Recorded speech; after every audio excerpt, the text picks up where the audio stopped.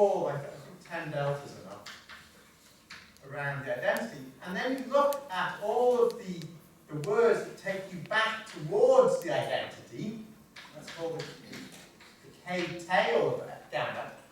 Because all geodesics going close to gamma have to go through this fold because of this sort of real contraction property that we talked about yesterday.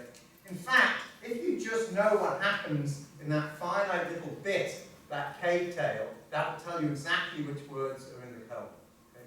So because the K tail determines the cone, and that's a finite bounded set, then there's only finite many possibilities for the cone type. That's the entire argument. There's details to sort out. If you absorb everything I said, do this an exercise. So there's only finite many cone types. So now, what's this machine? Well, I said the vertices of the machine were the cone types. So here's the geodesic machine. So what's the start state?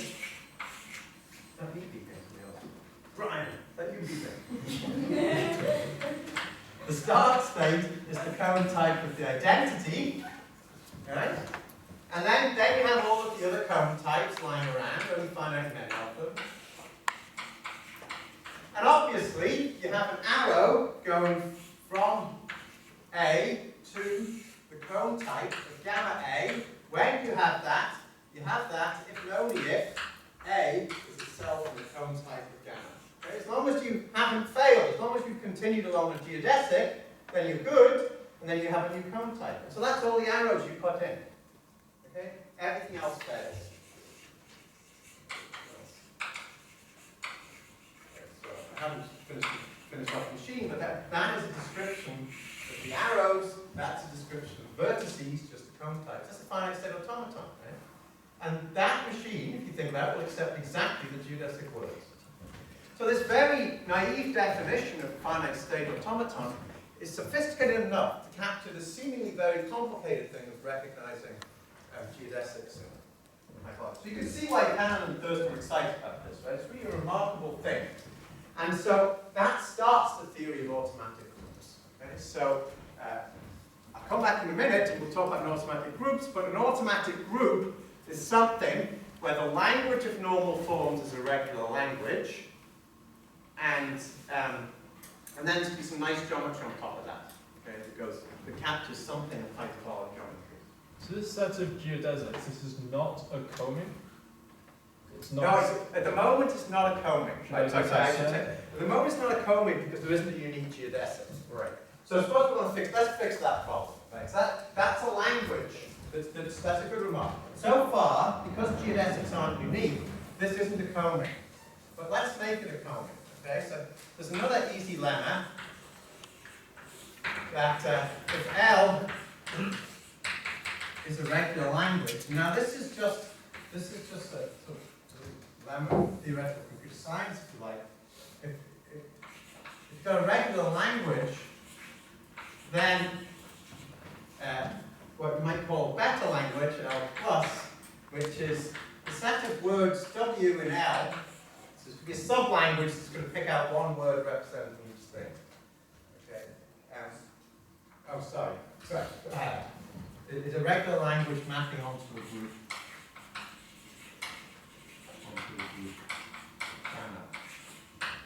Then the set of words in the language that are lex least, which means whenever W is equal to some other word in the language, whenever they give the same elements to the group, either, so if, not for all, then either W is shorter, okay, well that's not going to happen in geodesics, okay? If we were only looking at geodesics, then that's not going to happen, because they're all geodesics, but this is just a general lemma.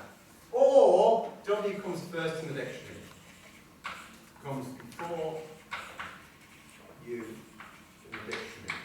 Now what you need in order to have a dictionary is just defined by fixing and ordering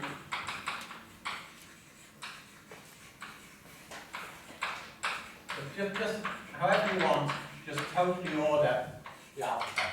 Okay, just totally order the alphabet. I take the first one in the dictionary. Checking if, comparing two words in the first dictionary. That's an easy thing for machines to check. Okay. So that's a way of extracting a unique representative, but you're still regular. Okay, with that. I think it needs to be automatic. Sorry? I think that language has to be an automatic extractor. By implicitly use the comparator automata, right? You need to compare the more.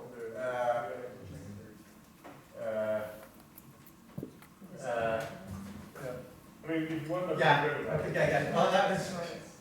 Yeah. Oh, I did. Let me put that in. Yeah. Thank you. Let me put that in. When I just these words I'm writing now all make sense to look like. Yeah. There's an actual hypothesis. Right? Yeah. I need to be able to compare the words. Yeah. So, and that's also a regular language. So the point is that this business of lex least, choosing the best one in the dictionary, that will pick out a unique representative for you. Then you have a comic. Okay? Then you take the lex least one. Okay, where are we up to? We've decided that from geometry there are regular languages that are interesting. Now context-free languages I'm not going to say much about, so I'm not going to do with them, but I will give you an example, because it's a warm-up for index languages, which is something I do want. So,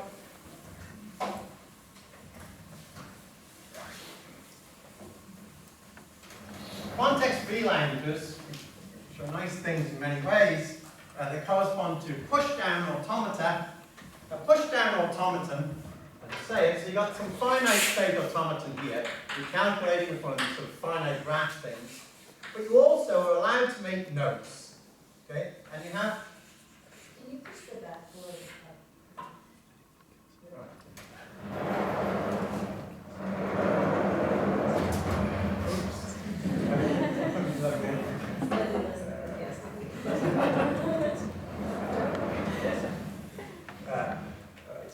You have a one-way stack. You think of this as a pile of plates or cheat sheets. You've just got a pile of paper here. You're allowed to make notes on the top of the pile. Right? You're not allowed to dig down into the pile. You're only allowed to make notes on the top sheet and then put a new sheet on top or throw the top sheet away. Okay? It's a one-way stack. You're only allowed to work on the top. You just make notes. Now, what way? And so you're reading the tape here. Somebody's going to give you a word, and you're going to move around your finite graph again. But you're also allowed to make these notes. Now, what extra power does that give you? Well, that gives you a language. You could recognize x to the n, y to the n, where n is the same. So you've got no chance of recognizing that language with a finite state automaton. Because you can't count this integer n. Right? With a finite machine, you can't keep track of an arbitrarily large integer. You've only got to find many states. But here it's dead easy. So you just sit in the armchair, and as somebody reads in this tape, you start reading x's, you just start writing x's on the stack. And then at some point you start reading y's, and you just throw away a y each time. Throw away an x each time you read a y. And at the end somebody says, okay, was that a good word or not? And you can tell. If you've got an exactly empty stack, it's a good word. If you don't, it wasn't. Okay, so with this extra bit of power, you can definitely recognize that. So that's a context-free language. It's not regular. Okay. Right. Now on to the index languages. Okay, so now on to index languages. Now index languages, like I said, correspond to something called nested stack automata. And I'll give you an example before I give you the definition. Okay? Suppose now you've got a 3-letter alphabet and you want to recognize x to the n, y to the n, z to the n. Well, that looks pretty similar to the previous example, but that is not a context-free language. Okay? You have to prove that. You need to know something about context-free languages. That is not context-free. That's an index language, but it's not context-free. So why can't you do it with a machine like this? Well, because I've got 3 variables. Okay, so suppose I'm sitting there trying to use this machine. Now, there are other variations. This isn't the only push-down automaton in existence. But I'm trying to do x to the n, y to the n, z to the n. I push x's onto the stack. When I read the y's, I pop them off the stack. And now z's come. Not no idea, right? I've lost my integer n that I counted. I can only count one index. Okay? No matter how clever you are, you can't get away from that problem. So this language is actually not a context-free language. Now there's an obvious way to solve this. You have two stacks and act independently. But if two stacks acting independently is equivalent to a Turing machine. That's too powerful. Right? So you have to do something more restrictive. And so what you're allowed to do is have a fancy machine where the head can, instead of just looking and writing on top, it can enter the stack in read-only mode. Right? Read-only, you're familiar with this? People sending you attachments to not edit. It's nuts. Right? And now, in order to decide what to do next, it's allowed to open a separate stack and start doing a side calculation, just writing on top of that. Except that maybe it wants some more information, so it can go into the stack, open another stack, and work on that one. But the rule is you have to close all of these side stacks before you go back to the higher one. Okay, that's a nested stack automaton. It will recognize a language like that. Okay. Now we'll do something much more than that. Okay? We're really interested in geometry and groups, and so here's why we care about indexed languages. There's going to be a theorem about three manifolds at the end, which involves indexed languages. But here's, straight away, it is a fascinating thing, something that fascinates me at least. And it's connected to continued fractions. And it's a very beautiful thing. Draw the plane, okay? Z squares, right, it's inside the plane.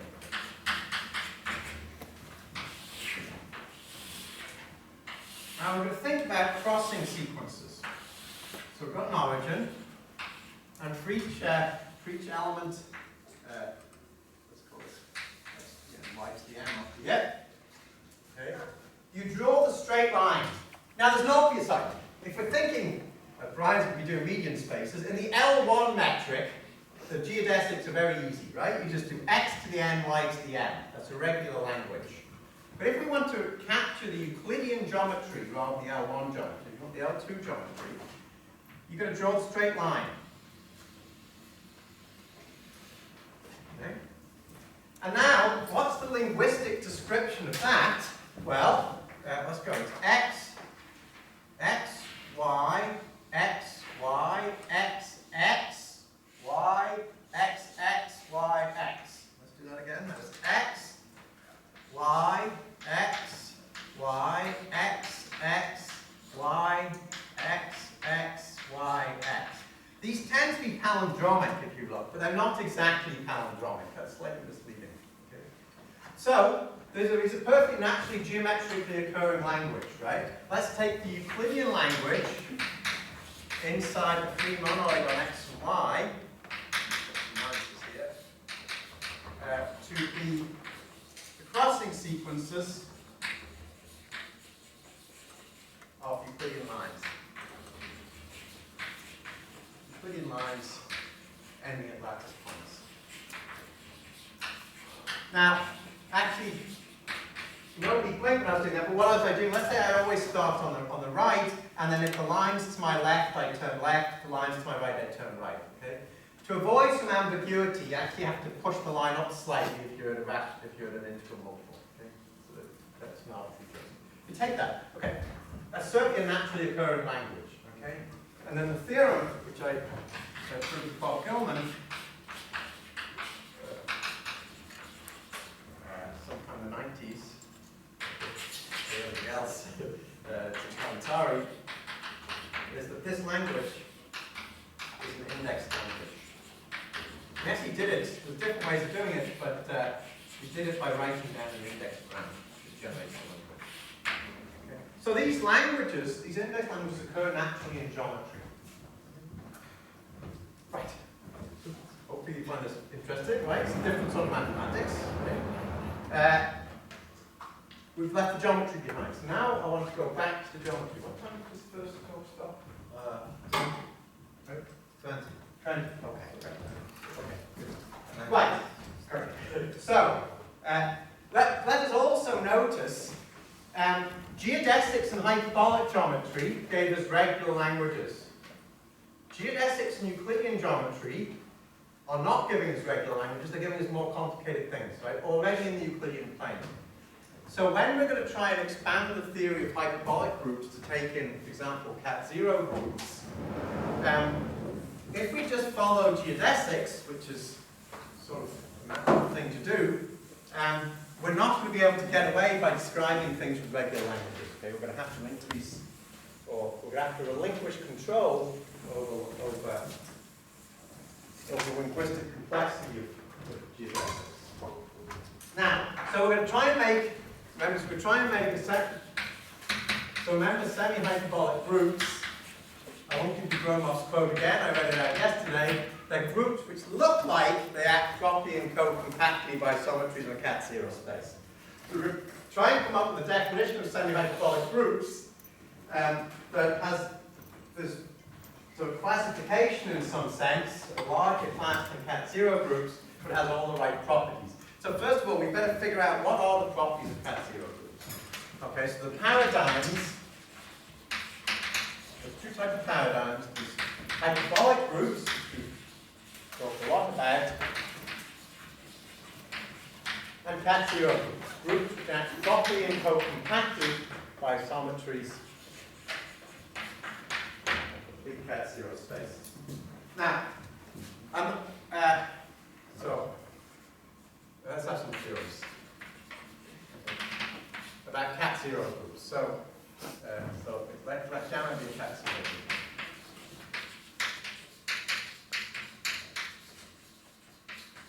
Okay, so what are some things we know?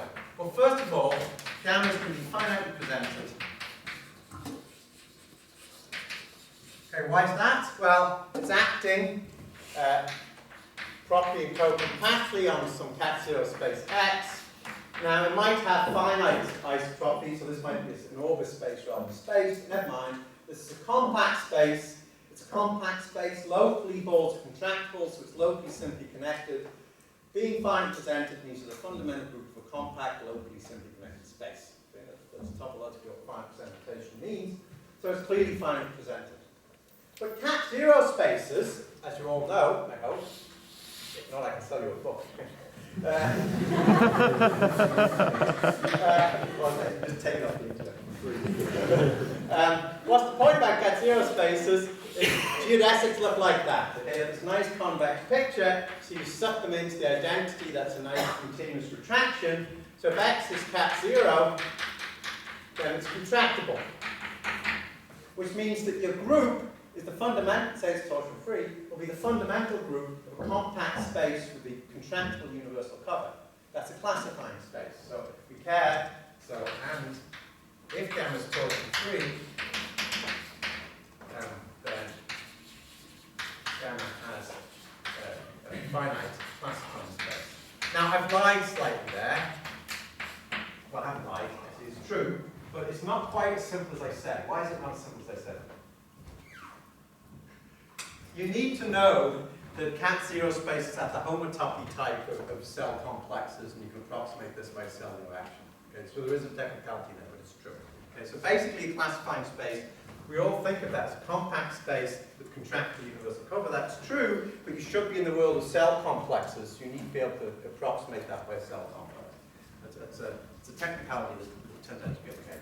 So these are properties we very much want. Okay. Notice that it's finally presented, but you do not get a natural presentation. This is something which I was naive about for a long time.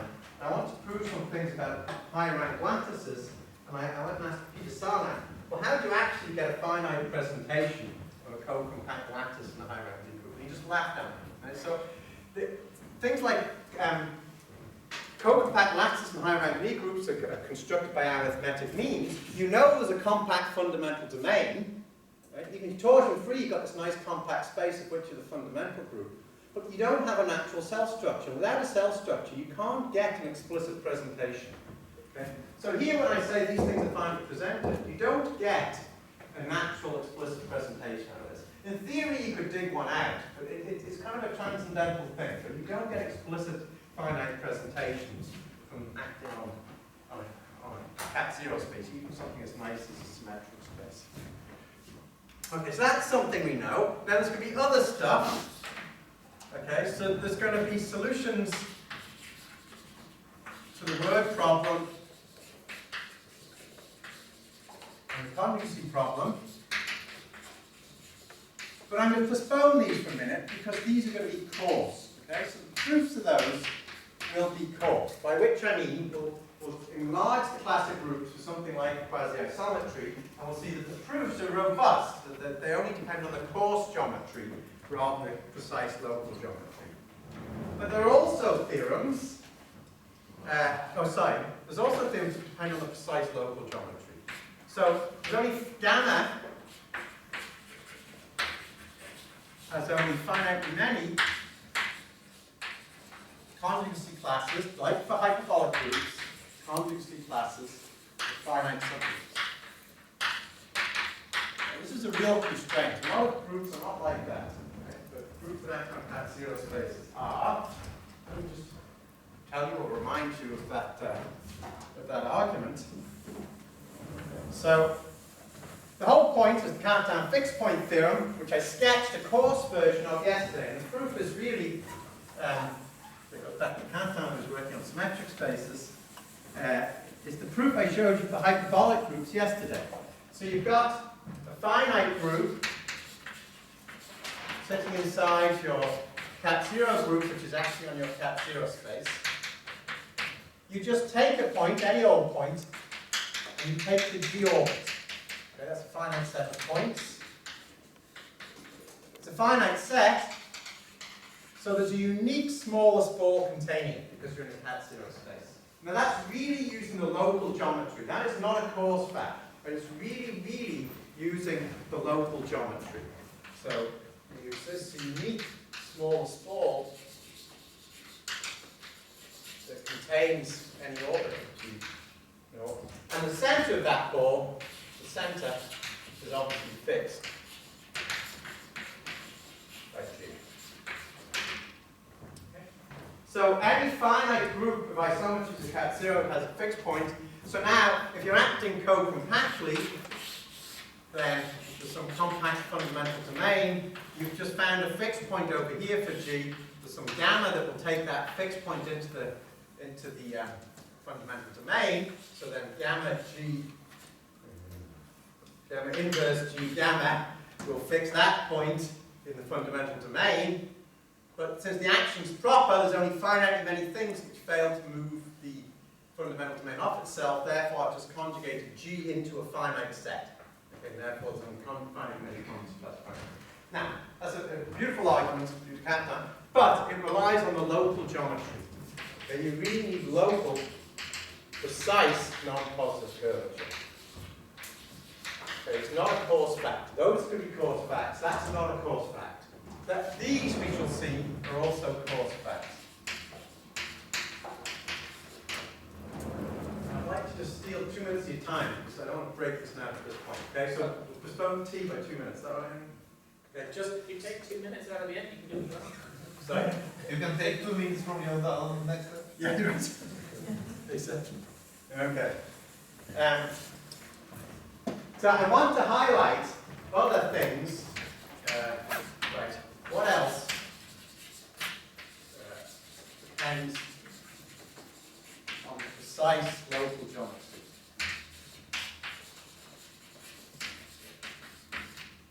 So one is that for all gamma and gamma elements of infinite order, so elements of infinite order have axes. Okay? You have the min set of gamma, which is the set of points which move the minimal distance. Okay? That splits isometrically as something cross R. That depends, that is not a coarse fact, it's a precise splitting, it depends on having local geometry. Because you have the centralizer of gamma will preserve that set, it'll preserve the splitting, which means you'll get a map from the centralizer of gamma to the isometries of R. You can prove centralizers are finitely generated. We'll come back to that. That means you've got a finitely generated group of translations of R. That's a free-reading group which you can virtually retract onto the cyclic group generated by gamma. And all that mumbling is a proof that the centralizer in gamma, the centralizer of gamma contains a subgroup of finite index that splits gamma across something.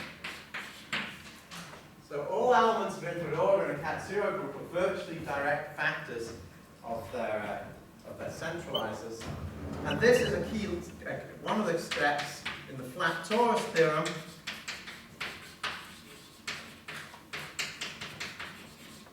So this is two. These are things that all require precise geometry. So for all abelian subgroups of gamma, there exists an A invariant flat in your space. Okay, so when you take quotient, you get a flat torus. So every free abelian subgroup of gamma is reflected by the existence of an immersed isometrically embedded torus. Okay. So isometric embedding. So that tells you exactly that all of the abelian subgroups are geometrically visible. It follows from this, in a not quite straightforward way, that you get an ascending chain condition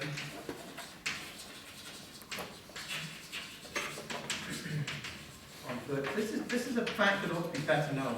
It's quite a powerful fact on virtually abelian subgroups. And it follows from that, the solvable subgroup theorem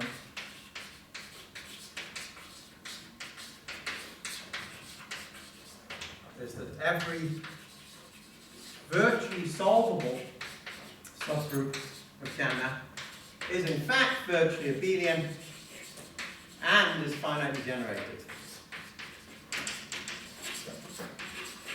You understand completely what the solvable subgroups are, and they're finitely generated abelian groups. Now, so those are the key properties of cat zero groups.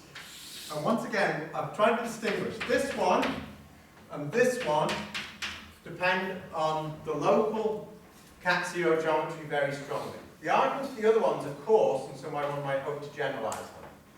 But we'll also try to take this one and generalize it to larger cluster groups by coarsifying it, by taking the coarse content of them. So in the next lecture, we have to connect